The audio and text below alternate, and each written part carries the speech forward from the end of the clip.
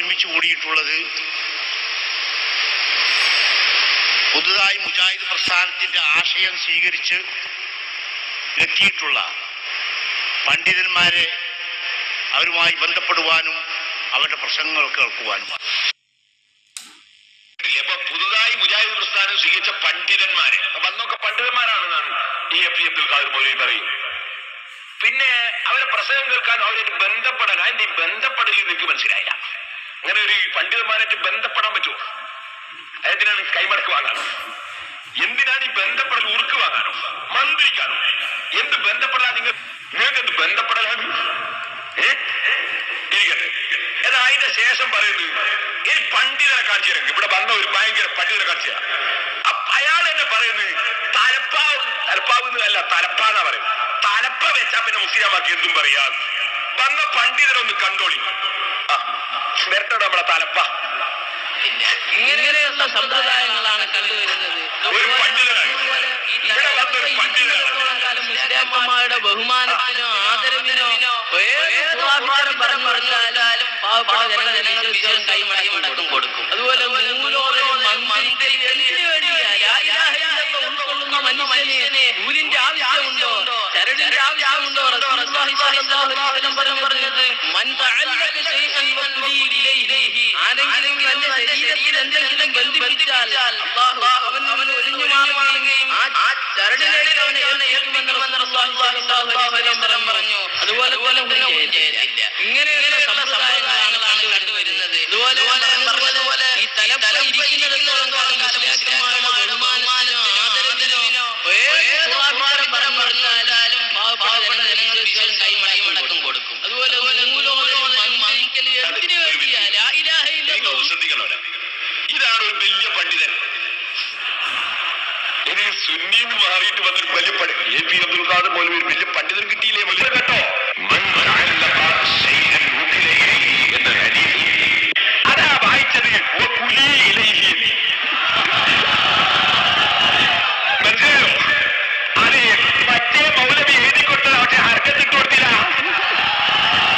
ഹർക്കത്തിട്ട് കൊടുക്കാതെ വായിക്കാൻ കഴിയോ പിള്ളേർക്ക്?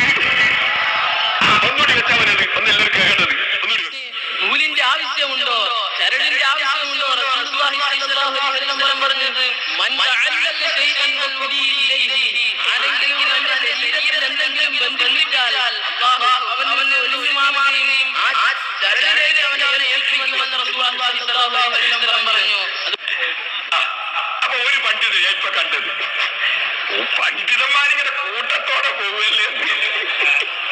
വായിച്ചതും അർത്ഥം പറഞ്ഞതും ഒക്കെ തെറ്റാ.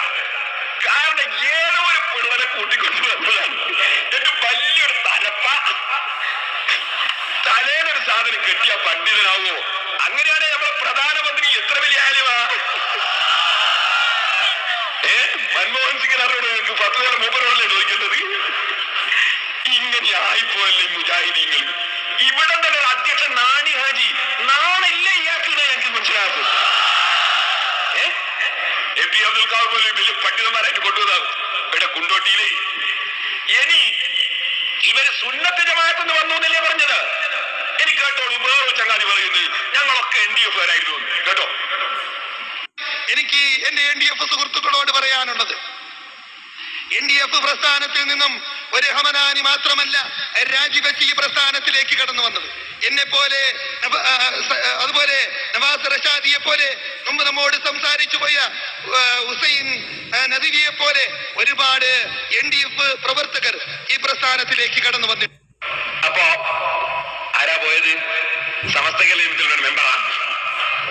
കുറെ NDF-കാര് ജമാഅത്ത് ഇസ്ലാമിയും മറ്റൊക്കെ ആയിട്ട് പ്രവർത്തിക്കുന്നവര്, തബ്ലീഗ് ജമാഅത്തുകാര്, നൂർഷാ തരീഖത്തുകാര്, ഇങ്ങനത്തെ കുറെ ആളുകളെ കൊണ്ടുവന്നാൽ സുന്നത്ത് ജമാഅത്ത് വന്നതാവോ?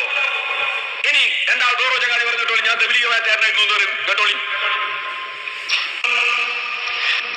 തബ്ലീഗിനെ അന്ധമായി അനുകരിച്ചു കൊണ്ടിരുന്ന, അന്ധമായി തബ്ലീഗ് ജമാഅത്തുകളിൽ ജമാഅത്ത് പോയിക്കൊണ്ടിരുന്ന എന്നിൽ നിന്നും ഞാൻ മുജാഹിദിലെ പ്രസ്ഥാനത്തിലേക്ക് കടന്നു വരാൻ തയ്യാറായി.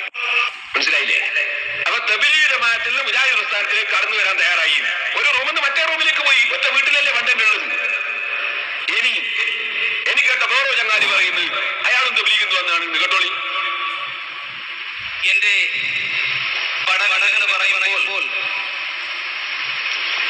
എന്റെ SSLC പഠനത്തിന് ശേഷം എന്റെ മാതാപിതാക്കൾ